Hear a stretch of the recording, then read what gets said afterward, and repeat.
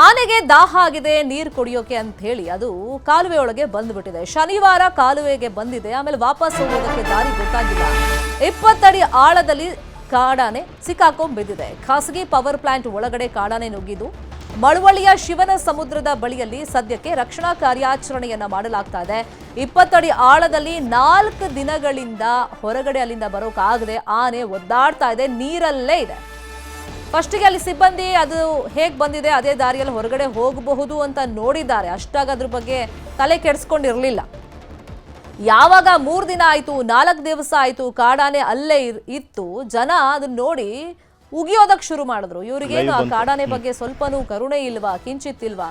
ಅಂದ್ರೆ ಅವರು ಅಟ್ಲೀಸ್ಟ್ ಅದನ್ನ ನೋಡಿ ಅದನ್ನ ಮೇಲಕ್ಕೆತ್ತೋ ಪ್ರಯತ್ನ ಮಾಡಬೇಕು, ಸಂಬಂಧಪಟ್ಟಂತ ಇಲಾಖೆಗೆ ತಿಳಿಸ್ಬೇಕು. ಅದನ್ನ ಬಿಟ್ಬಿಟ್ಟು ಹಾಗೆ ನೋಡ್ಕೊಂಡಿದ್ದಾರಲ್ಲ, ಯಾಕೆ ಇಷ್ಟು ನಿರ್ಲಕ್ಷ್ಯ ಮಾಡ್ತಿದ್ದಾರೆ ಅಂತ ಜನ ಆಕ್ರೋಶ ವ್ಯಕ್ತಪಡಿಸ್ತಾ ಇದ್ದಂಗೆ ಕಾಡಾನೆ ರಕ್ಷಣೆಗೆ ಸರ್ಕಸ್ ನಡೀತಾ ಇದೆ. ಕ್ರೇನ್ ಮೂಲಕ ಅದನ್ನ ಮೇಲಕ್ಕೆತ್ತೋದಕ್ಕೆ ಅರಣ್ಯ ಇಲಾಖೆ ಸಿದ್ಧತೆಯನ್ನ ಮಾಡ್ಕೊಂಡಿದೆ, ಒಂದು ಪ್ಲಾನ್ ಅನ್ನ ಮಾಡ್ಕೊಂಡಿದ್ದಾರೆ. ಅರವಳಿಕೆಯನ್ನ ಕೊಟ್ಟು ಅದನ್ನ ಮೇಲಕ್ಕೆತ್ತಬೇಕು ಅಂತ ಒಂದು ಪ್ಲಾನ್ ಅನ್ನ ಮಾಡ್ಕೊಂಡಿದ್ರು. ಡಾಕ್ಟರ್ಸ್ ಕೂಡ ಬಂದಿದ್ದಾರೆ, ಫಸ್ಟ್ ಏಡ್ ಕೊಡಬೇಕು ಅಂತ ಹೇಳಿ ಎಲ್ಲ ತಯಾರಿಗಳು ಮಾಡ್ಕೊಂಡಿದ್ದಾರೆ. ಅದಕ್ಕೂ ಮುಂಚಿತವಾಗಿ ಅದಕ್ಕೆ ಆಹಾರವನ್ನ ಕೊಟ್ಟಿದ್ದಾರೆ, ಕಬ್ಬು ಸೇರಿದಂತೆ ಬೇರೆ ಬೇರೆ ಆಹಾರವನ್ನ ಅಲ್ಲಿ ತಂದಿದ್ದಾರೆ, ಅದನ್ನ ನಿರಂತರವಾಗಿ ಕೊಡ್ತಾ ಇದ್ದಾರೆ. ಮತ್ತೆ ಅದು ನೀರಲ್ಲೇ ಇರೋದ್ರಿಂದ 4 ದಿವಸದಿಂದ ಅದು ಸೊಂಡಿಲು ಸೇರಿದಂತೆ ಕಾಲಿಗೆಲ್ಲ ಫಂಗಸ್ ಆಗಿದೆ ಅಂತಲೂ ಕೂಡ ಡಾಕ್ಟರ್ ಹೇಳ್ತಿರೋದ್ರಿಂದ ಇಮಿಡಿಯೇಟ್ ಆಗಿ ಅದನ್ನ ಮೇಲಕ್ಕೆತ್ತುವಂತ ಕೆಲಸ ಆಗಲೇಬೇಕಾಗಿದೆ. ಆನೆಗೆ ಅರವಳಿಕೆ ಮದ್ದು ನೀಡಿ ಮೇಲಕ್ಕೆತ್ತೋದಕ್ಕೆ ನಿರ್ಧಾರ ಆಗಿದೆ. ಡಾಕ್ಟರ್ಸ್ ಕೂಡ ಸ್ಥಳದಲ್ಲೇ ಇದ್ದಾರೆ. ಡಾಕ್ಟರ್ ರಮೇಶ್ ಮತ್ತೆ ಡಾಕ್ಟರ್ ಆದರ್ಶ್ ಟೀಮ್ನಿಂದ ಆಪರೇಷನ್ ನಡೀತಾ ಇದೆ. ಮೇಲೆತ್ತುವ ಮುನ್ನ ಆನೆಗೆ ಆಹಾರವನ್ನು ಸಿಬ್ಬಂದಿ ಕೊಟ್ಟಿದ್ದಾರೆ. ಇನ್ನು ಡಿಸಿಎಫ್ ರಘು ಹಾಗೆಯೇ ವನ್ಯಜೀವಿ ವಲಯ ಮೈಸೂರು ವಿಭಾಗದ ಡಿಸಿಎಫ್ ಪ್ರಭು ನೇತೃತ್ವದಲ್ಲಿ ಕಾರ್ಯಾಚರಣೆ ಆಗ್ತಾ ಇದೆ. 4 ದಿನದಿಂದ ನೀರಲ್ಲೇ ಇದೆ, ಹಾಗಾಗಿ ಆರೋಗ್ಯದಲ್ಲೂ ಒಂದಿಷ್ಟು ವ್ಯತ್ಯಾಸ ಆಗಿದೆ ಅನ್ನೋದು ವೈದ್ಯರ ಮಾಹಿತಿ. ದಾಹವನ್ನು ನೀಗಿಸ್ಕೊಳ್ಳೋದಕ್ಕೆ ಅಂತ ಪಾಪ ಅದು ಶನಿವಾರ ಈ ಕಾಡಾನೆ ನೀರಿಗೆ ಬಂದಿದೆ. ಈಗ ನೀರಲ್ಲೇ ಲಾಕ್ ಆಗ್ಬಿಟ್ಟಿದೆ, ಎಲ್ಲಿ ಹೋಗಬೇಕು ಅಂತ ಅದಕ್ಕೂ ಗೊತ್ತಾಗ್ತಾ ಇಲ್ಲ. ಪಯೋನಿಯರ್ ಜಂಕೋ ಲಿಮಿಟೆಡ್ ವಿದ್ಯುತ್ ಉತ್ಪಾದನಾ ಕೇಂದ್ರದ ಕೆನಾಲ್ ಗೇಟ್ ಮೂಲಕ ಅದು ಒಳಗಡೆ ಪ್ರವೇಶ ಮಾಡಿದೆ. ಇಲ್ಲೊಂದಿಷ್ಟು ಸಂದೇಹಗಳಂತೂ ಮೂಡುತ್ತೆ, ಸಂಶಯಗಳಂತೂ ವ್ಯಕ್ತವಾಗುತ್ತೆ. ಕಾರಣ ಕೇಳಬೇಕಾಗುತ್ತೆ ಅರಣ್ಯ ಇಲಾಖೆ ಸಿಬ್ಬಂದಿ ಜೊತೆಗೆ ಅಲ್ಲಿರುವಂಥ ಸಿಬ್ಬಂದಿ ಹತ್ರ.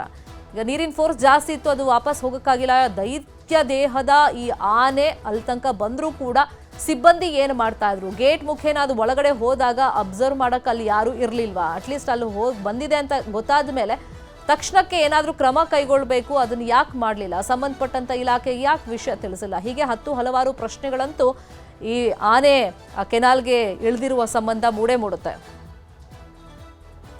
ಇದೇ ವಿಷಯವಾಗಿ ಇನ್ನಷ್ಟು ಡೀಟೇಲ್ ಆಗಿ ಇನ್ಫಾರ್ಮೇಶನ್ ಕೊಡ್ತಾ ಹೋಗೋದಕ್ಕೆ ಸಂಪರ್ಕದಲ್ಲಿ ಸಿಕ್ಕಿದ್ದಾರೆ ನಮ್ಮ ರಿಪೋರ್ಟರ್ ಸುನಿಲ್. ಫಸ್ಟ್ ಅರವಳಿಕೆಯನ್ನ ಕೊಟ್ಬಿಟ್ಟು ಅದನ್ನ ಮೇಲಕ್ಕೆತ್ತದು ಅಂತ ಪ್ಲಾನ್ ಮಾಡ್ಕೊಂಡಿದ್ರು. ಸದ್ಯಕ್ಕೆ ರಕ್ಷಣಾ ಕಾರ್ಯಾಚರಣೆಗೆ ಏನೆಲ್ಲ ಬಳಕೆ ಮಾಡ್ಕೊಳ್ತಾ ಇದ್ದಾರೆ, ಎಲ್ಲಿ ತನಕ ಬಂದಿದೆ ಈ ಕಾರ್ಯಾಚರಣೆ? ಖಂಡಿತ ಶರ್ಮಿತಾ, ನೀವೀಗ ದೃಶ್ಯದಲ್ಲಿ ಗಮನಿಸ್ತಾ ಇರಬಹುದು, ಕಾರ್ಯಾಚರಣೆ ಇದೀಗ ಆರಂಭವಾಗಿದೆ. ವೈದ್ಯರು ಕೂಡ ಒಂದು ಕಡೆ ಕ್ರೇನ್ ಮೂಲಕ ಕೆಳಗಿಳಿದಿದ್ದಾರೆ, ಮತ್ತೊಂದು ಕಡೆ ಪಟಾಕಿಗಳನ್ನು ಸಿಡಿಸಿ ಸರಿಯಾದ ಜಾಗಕ್ಕೆ ಆನೆ ಬರುವಂತೆ ನೋಡ್ಕೊಳ್ತಾ ಇದ್ದಾರೆ ಸಿಬ್ಬಂದಿಗಳು. ಅಂದರೆ ಕೆನಾಲ್ನ ಮತ್ತೊಂದು ಭಾಗಕ್ಕೆ ಆನೆಯನ್ನು ಕಳಿಸುವಂಥ ಕೆಲಸವನ್ನು ಮಾಡ್ತಾ ಇದ್ದಾರೆ. ಪಟಾಕಿಗಳನ್ನು ಸಿಡಿಸಿ ಆನೆಯನ್ನು ಬೆಚ್ಚಿಸುವಂಥ ಕೆಲಸವನ್ನು ಮಾಡ್ತಾ ಇರುವಂಥದ್ದು. ಮತ್ತೊಂದು ಕಡೆ ಕ್ರೇನ್ನ ಸಹಾಯದಿಂದ ವೈದ್ಯರು ಅರವಳಿಕೆ ಚುಚ್ಚುಮದ್ದನ್ನು ಆನೆಗೆ ಕೊಡ್ತಾ ಇರುವಂಥದ್ದು. ಮತ್ತೊಂದು ಬದಿಗೆ ಆನೆ ಹೋಗ್ತಾ ಇದೆ, ದೃಶ್ಯದಲ್ಲಿ ಗಮನಿಸ್ತಾ ಇರ್ಬೋದು. ಪಟಾಕಿಯ ಮೂಲಕ ಸಿಡಿಸಿ ಆನೆಯನ್ನು ಮತ್ತೊಂದು ಭಾಗಕ್ಕೆ, ಅಂದರೆ ಕೆನಾಲ್ನ ಮತ್ತೊಂದು ಭಾಗ ಏನು ಆನೆ ಎಂಟ್ರಿ ಆಯಿತು ಶನಿವಾರ, ಏನು ಗೇಟ್ಗಳ ಮೂಲಕ ಆನೆ ನೀರು ಕುಡಿಯೋದಕ್ಕೆ ಏನು ಬಂದಂಥ ಸಂದರ್ಭದಲ್ಲಿ ಗೇಟ್ಗಳ ಮೂಲಕ ಕೆನಾಲ್ಗೆ ಆನೆ ಬಂದಿತ್ತು. ಆ ಗೇಟ್ಗಳ ಬಳಿ ಈಗ ಆನೆ ಹೋಗ್ತಾ ಇದೆ, ನೀವೀಗ ದೃಶ್ಯದಲ್ಲಿ ಗಮನಿಸ್ಬೋದು. ಆ ಭಾಗದಿಂದಲೇ ಈ ಭಾಗಕ್ಕೆ, ಅಂದರೆ ನಾವು ಏನು ಶೂಟ್ ಮಾಡ್ತಾ ಇದ್ವಿ ಆ ಭಾಗಕ್ಕೆ ಆನೆ ಬಂದಿತ್ತು. ಹೀಗಾಗಿ ಆನೆಯನ್ನು ಆ ಭಾಗಕ್ಕೆ ಕಳಿಸಿದ್ದಾರೆ. ಜೊತೆಗೆ ಸಾಕಷ್ಟು ತಯಾರಿಯನ್ನು ಬೆಳಗ್ಗೆಯಿಂದ ಮಾಡ್ಕೊಂಡಿದ್ದಾರೆ. ಹೈಡ್ರಾಲಿಕ್ ಏನು ಕ್ರೇನ್ ಏನಿದೆ ಆ ಕ್ರೇನ್ ಇರುವಂಥ ಜಾಗಕ್ಕೆ ಆನೆಯನ್ನು ಈಗ ಕಳಿಸಿರುವಂಥದ್ದು. ವೈದ್ಯರು ಅರವಳಿಕೆ ಮದ್ದನ್ನು ಕೊಡಲಿಕ್ಕೆ ಸಾಕಷ್ಟು ತಯಾರಿಯನ್ನು ಮಾಡ್ಕೊಂಡಿದ್ದಾರೆ. ಇನ್ನು ಕೆಲವೇ ಕ್ಷಣಗಳಲ್ಲಿ ಆನೆಗೆ ಅರವಳಿಕೆ ಚುಚ್ಚುಮದ್ದನ್ನು ಸಹ ವೈದ್ಯರು ಕೊಡ್ತಾರೆ. ಅಂದರೆ ಪಶು ವೈದ್ಯರಾಗಿರ್ತಕ್ಕಂಥ ಡಾಕ್ಟರ್ ರಮೇಶ್ ಹಾಗೆ ಆದರ್ಶ್ ಇಬ್ಬರೂ ಕೂಡ ಬೆಳಗ್ಗೆಯಿಂದಲೂ ಸಾಕಷ್ಟು ತಯಾರಿಯನ್ನು ಮಾಡಿಕೊಂಡಿದ್ರು. ಮೊದಲಿಗೆ ಆನೆಗೆ ಆಹಾರವನ್ನು, ಅಂದರೆ ಸಮರ್ಪಕವಾದಂಥ ಆಹಾರವನ್ನು, ಅಂದರೆ ಖಾಲಿ ಹೊಟ್ಟೆನಲ್ಲಿದ್ದಂಥ ಆನೆಗೆ 4 ದಿನಗಳಿಂದ ಈ ಒಂದು ಜಾಗದಲ್ಲಿ ಆನೆ ಇದೆ. ಈ ಒಂದು ಸಂದರ್ಭದಲ್ಲಿ ಅದಕ್ಕೆ ಸರಿಯಾದ ರೀತಿಯಲ್ಲಿ ಆಹಾರ ಸಿಕ್ಕಿರೋದಿಲ್ಲ.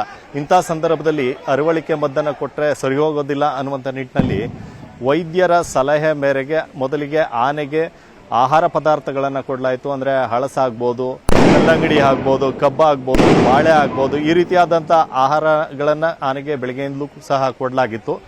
ಈಗ ವೈದ್ಯರ ತಂಡ ಕ್ರೇನ್ ಸಹಾಯದಿಂದ ಆ ಕೆನಾಲ್ಗೆ ಇಳಿತಾ ಇದ್ದಾರೆ. ಇನ್ನು ಕೆಲವೇ ಕ್ಷಣಗಳಲ್ಲಿ ಆನೆಗೆ ಒಂದು ಅರವಳಿಕೆ ಚುಚ್ಚುಮದ್ದನ್ನು ಸಹ ಕೊಡ್ತಾರೆ. ಕೊಟ್ಟ ನಂತರ ಆನೆಗೆ ಪ್ರಜ್ಞೆ ತಪ್ಪುತ್ತೆ. ಪ್ರಜ್ಞೆ ತಪ್ಪಿದ ಬಳಿಕ ಆ ಆನೆಗೆ ಕಂಟೈನರ್ಗೆ ಆ ಆನೆಯನ್ನು ಇಟ್ಟು ಅಲ್ಲಿಂದ ಕಟ್ಟಿ ಆ ಆನೆಯನ್ನು ಮೇಲೆ ಲಿಫ್ಟ್ ಮಾಡಲಿಕ್ಕೆ ಒಂದು ಪ್ಲಾನನ್ನು ಅಧಿಕಾರಿಗಳು ಮಾಡ್ಕೊಂಡಿರುವಂಥದ್ದು. ಈ ನಿಟ್ಟಿನಲ್ಲಿ ಕೆಳಗೆ ಇಳಿದಂಥ ಸಿಬ್ಬಂದಿಗಳೇನಿರ್ತಾರೆ ಅವ್ರಿಗೂ ಕೂಡ ತೊಂದರೆ ಆಗಬಾರ್ದು ಅನ್ನುವಂಥ ನಿಟ್ಟಿನಲ್ಲಿ ಪ್ರಿಕಾಷನನ್ನು ತೆಗೆದುಕೊಂಡಿರುವಂಥದ್ದು ನೀವು ದೃಶ್ಯದಲ್ಲಿ ಗಮನಿಸ್ಬೋದು. ಆ ಕೆನಾಲ್ ಒಳಗಡೆ ಒಂದು ಕಂಟೈನರನ್ನು ಸಹ ಇಟ್ಟಿದ್ದಾರೆ. ಈ ಒಂದು ಸಂದರ್ಭದಲ್ಲಿ ಅಂದರೆ ಕೆನಾಲ್ಗೆ ಇಳಿದಂಥ ಸಿಬ್ಬಂದಿಗಳಿಗೆ ಏನಾದರೂ ತೊಂದರೆ ಆಗಬಹುದು ಅನ್ನುವಂಥ ನಿಟ್ಟಿನಲ್ಲಿ ಆ ಒಂದು ಕಂಟೈನರನ್ನು ಇಟ್ಟಿದ್ದಾರೆ. ಒಂದು ವೇಳೆ ಏನಾದರೂ ಅರವಳಿಕೆ ಚುಚ್ಚುಮದ್ದು ಕೊಟ್ಟ ಬಳಿಕವೂ ಆನೆ ಏನಾದರೂ ಸಡನ್ ಆಗಿ ಎಚ್ಚರಗೊಂಡ್ರೆ ಆ ಒಂದು ಕಂಟೈನರ್ ಒಳಗೆ ಸಿಬ್ಬಂದಿ ಹೋಗಿ ಅವರಿಗೆ ಯಾವುದೇ ರೀತಿಯ ತೊಂದರೆ ಆಗಬಾರ್ದು ಅನ್ನುವಂಥ ನಿಟ್ಟಿನಲ್ಲಿ ಆ ಕಂಟೈನರನ್ನು ಕೂಡ ಇಟ್ಟಿರುವಂಥದ್ದು. ಇನ್ನು ಕೆಲವೇ ಕ್ಷಣಗಳಲ್ಲಿ ಅರವಳಿಕೆ ಮದ್ದನ್ನು ಕೊಡುವಂಥ ಕೆಲಸವನ್ನು ಕೂಡ ವೈದ್ಯರು ಮಾಡಲಿದ್ದಾರೆ. ಶರ್ಮಿತಾ, ದೃಶ್ಯದಲ್ಲಿ ನೋಡ್ತಾ ಇದ್ದೀವಿ, ಅದು ಕೂಡ ಗಾಬರಿ ಆಗ್ಬಿಟ್ಟಿದೆ. ಅದಕ್ಕೂ ಏನು ಮಾಡಬೇಕು ಅಂತ ಗೊತ್ತಾಗ್ತಾ ಇಲ್ಲ. ಜೀವ ಉಳಿಸ್ಕೊಂಡ್ರೆ ಸಾಕು ಅನ್ನೋ ಪರಿಸ್ಥಿತಿ ಅಫ್ಕೋರ್ಸ್ ಆ ಕಾಡಾನೇನು ಇದ್ದಂಗಿದೆ. ಇಷ್ಟೊಂದು ಜನರನ್ನ ನೋಡಿ ಅವ್ರು ಏನು ಕಾರ್ಯಾಚರಣೆ ಮಾಡ್ತಿದ್ದಾರೆ ಅಂತ ಅದಕ್ಕಂತೂ ಗೊತ್ತಾಗ್ತಿರಲ್ಲ. ಪಾಪ ಪಟಾಕಿಯಲ್ಲಿ ಸಿಡಿಸ್ತಾ ಇದ್ದಾರೆ, ಆ ಸೌಂಡ್ಗೆ ಅರ್ಧ ಹೆದರ್ಕೊಂಡಿರುತ್ತೆ. ಸೊ ನಿಟ್ಟಲ್ಲಿ ಅದನ್ನ ಮೇಲಕ್ಕೆ ಎತ್ತಿದ ತಕ್ಷಣ ಎಲ್ಲಿ ಕರ್ಕೊಂಡು ಹೋಗಬೇಕು, ಫಸ್ಟ್ ಏಡ್ ಇರ್ಬೋದು, ಟ್ರೀಟ್ಮೆಂಟ್ ಇರ್ಬೋದು, ಅದ್ರ ಬಗ್ಗೆ ಎಲ್ಲ ಏನು ಪ್ಲಾನ್ ಮಾಡ್ಕೊಂಡಿದ್ದಾರೆ ಸುನೀಲ್? ಹೌದು ಶರ್ಮಿತಾ, ಆನೆಯನ್ನ ಲಿಫ್ಟ್ ಮಾಡುವಂಥದ್ದು ಬರೀ ಅವರ ಪ್ಲಾನ್ ಆಗಿರೋದಿಲ್ಲ. ಜೊತೆಗೆ ಅವರು ಬದಲಿಗೆ ಆನೆಯನ್ನ ಮೇಲೆ ಎತ್ತಿದ ಮೇಲೆ ಏನನ್ನ ಮಾಡಬೇಕು ಅನ್ನುವಂಥ ನಿಟ್ಟಿನಲ್ಲೂ ಕೂಡ ಸಾಕಷ್ಟು ತಯಾರಿಗಳನ್ನು ಮಾಡಿಕೊಂಡಿದ್ದಾರೆ. ಅಂದರೆ ಆನೆಯನ್ನ ಮೇಲೆ ಎತ್ತಿದ ಬಳಿಕ ಆನೆಯನ್ನ ಅಲ್ಲಿ ಏನಾದರೂ ಆ ಆನೆಗೆ ಪ್ರಜ್ಞೆ ಬಂದರೆ ಅಲ್ಲಿಂದಲೇ ಕಾಡಿಗೆ ಅಟ್ಟುವಂಥ ಕೆಲಸವನ್ನು ಮಾಡುವಂಥದ್ದು. ಒಂದು ವೇಳೆ ಏನಾದರೂ ಮೇಲೆ ಆನೆ ಬಂದಂಥ ಸಂದರ್ಭದಲ್ಲಿ ಅದಕ್ಕೆ ಪ್ರಜ್ಞೆ ಬರದೇ ಇದ್ದರೆ ಇಲ್ಲೇ ಸಮೀಪದಲ್ಲಿರತಕ್ಕಂಥ ಕಾಡಿಗೆ ಆ ಆನೆಯನ್ನು ರವಾನೆ ಮಾಡಿ ಅಲ್ಲಿ ಆ ಆನೆಗೆ ಪ್ರಜ್ಞೆಯನ್ನು ಬರೆಸಿ ಆ ಕಾಡಿಗೆ ಬಿಡುವಂಥ ಕೆಲಸ, ಅಂದರೆ ಆ ಪ್ಲಾನನ್ನು ಅರಣ್ಯ ಇಲಾಖೆ ಅಧಿಕಾರಿಗಳು ಮಾಡಿಕೊಂಡಿರುವಂಥದ್ದು. ಆ ನಿಟ್ಟಿನಲ್ಲೇ ಕಾರ್ಯಾಚರಣೆಯನ್ನು ಕೂಡ ರೂಪಿಸಿಕೊಂಡು ಮೈಸೂರು ವನ್ಯಜೀವಿ ವಲಯ ವಿಭಾಗದ DCF ಆಗಿರ್ತಕ್ಕಂಥ ಪ್ರಭು ಹಾಗೆ ಮಂಡ್ಯ DCF ಆಗಿರ್ತಕ್ಕಂಥ ರಘು ಇವರಿಬ್ಬರ ನೇತೃತ್ವದಲ್ಲಿ ಸಾಕಷ್ಟು ಸಿಬ್ಬಂದಿಗಳು ನೆರೆದಿದ್ದಾರೆ. ದೃಶ್ಯದಲ್ಲಿ ಗಮನಿಸಬಹುದು, ಸಾಕಷ್ಟು ಸಿಬ್ಬಂದಿಗಳು ಈ ಒಂದು ಆನೆಯನ್ನ ಮೇಲೆತ್ತುವಂತ ಕಾರ್ಯಾಚರಣೆಯಲ್ಲಿ ಭಾಗಿಯಾಗಿರುವಂಥದ್ದು. ಸತತವಾಗಿ ನಿನ್ನೆಯಿಂದ ಈ ಒಂದು ಕಾರ್ಯಾಚರಣೆಯನ್ನು ಮಾಡ್ತಾ ಇದ್ದಾರೆ. ಮೊದಲಿಗೆ ಸಣ್ಣ ಪ್ರಮಾಣದ ಕ್ರೇನ್ಗಳನ್ನು ತಂದಿದ್ರು, ಆದರೆ ಆ ಕ್ರೇನ್ಗಳು ವರ್ಕ್ ಆಗದೆ ಇರುವಂತಹ ಹಿನ್ನೆಲೆಯಲ್ಲಿ, ಅಂದ್ರೆ ವರ್ಕ್ ಅಂತಂದ್ರೆ ಅದಕ್ಕೆ ಸರಿಯಾದ ಪ್ರಮಾಣದಲ್ಲಿ ಅದನ್ನ ಕ್ರೇನನ್ನ ಕೆಳಗೆ ಇಳಿಸೋದಕ್ಕೆ ಸಾಧ್ಯ ಆಗ್ತಿರ್ಲಿಲ್ಲ, ಆನೆನೂ ಕೂಡ ಲಿಫ್ಟ್ ಮಾಡೋದಕ್ಕೆ ಆಗ್ತಿರ್ಲಿಲ್ಲ. ಹೀಗಾಗಿ ಬೆಂಗಳೂರಿನಿಂದ ಹೈಡ್ರಾಲಿಕ್ ಅಂದ್ರೆ ಬೃಹತ್ ಕ್ರೇನ್ ಏನಿದೆ ನೀವು ದೃಶ್ಯದಲ್ಲಿ ಗಮನಿಸಬಹುದು, ನೀಲಿ ಮತ್ತು ಬಿಳಿ ಬಣ್ಣದ ಬೃಹತ್ ಕ್ರೇನ್ ಏನಿದೆ, ಈ ಕ್ರೇನ್ ಅನ್ನು ಕೂಡ ಬೆಂಗಳೂರಿನಿಂದ ಇವತ್ತು ತರಿಸಿ ಆನೆಯನ್ನ ಲಿಫ್ಟ್ ಮಾಡಲಿಕ್ಕೆ ಸಕಲ ಸಿದ್ಧತೆಗಳನ್ನ ಮಾಡಿಕೊಂಡಿದ್ದಾರೆ.